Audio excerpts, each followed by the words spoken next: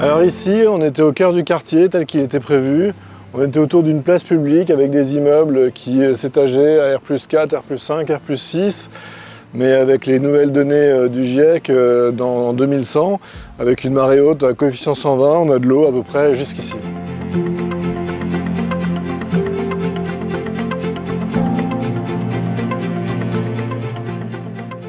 On a quand même une étude qui nous pointe des impacts réels du changement climatique d'ici un demi-siècle.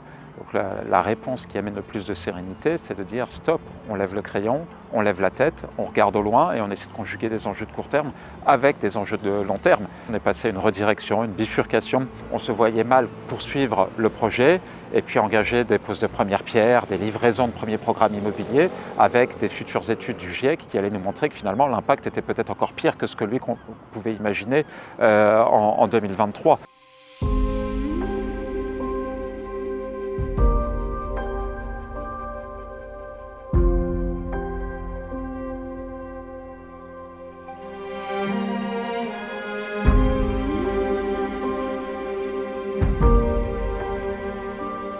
Une fois que les élus ont pris cette décision, finalement assez rapidement, le sujet a été de le communiquer plus largement au grand public.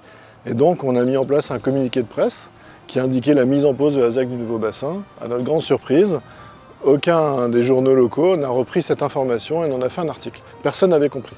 Donc au conseil municipal suivant, on a pris un temps pour réexpliquer le sujet, réexpliquer l'impact de ces nouvelles données, l'impact que ça avait sur la ZAC, la mise en pause et la nécessité d'engager une réflexion hydraulique sur l'ensemble de l'estuaire avant de confirmer ou d'infirmer, mais sans doute d'infirmer, l'avenir urbain de cette opération.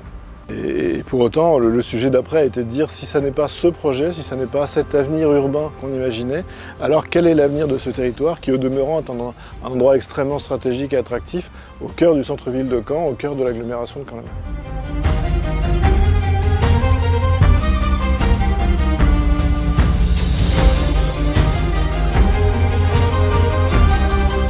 Maintenant, on a d'autres aménagements d'espaces publics qui vont intervenir jusqu'en 2030 pour réaliser deux lots à bâtir de chacun à peu près 10 000 m² pour une durée de 50 ans, pour qu'ensuite le site il accepte d'accueillir une présence de l'eau de plus en plus importante. Et ça, en fait, même dans la conception du projet, c'est quelque chose qui va être anticipé, les couloirs d'eau, le type de végétation implantée, etc., les altimétries pour pouvoir sortir des bâtiments, même lorsque ce sera marée haute, jusqu'au jour où on dira non, en fait, maintenant c'est trop dangereux. Et en fait, ce secteur deviendra un parc d'estran, c'est-à-dire un parc qui est occupé à marée haute, donc on ne peut pas y aller parce qu'il y a de la mer, et puis à marée basse, on peut venir s'y promener.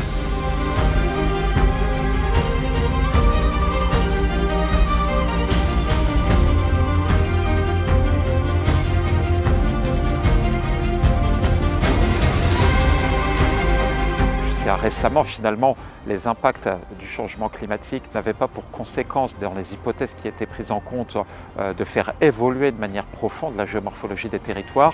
Son accélération du changement climatique va avoir des impacts dans un demi-siècle sur la géomorphologie des territoires et notamment des territoires estuariens.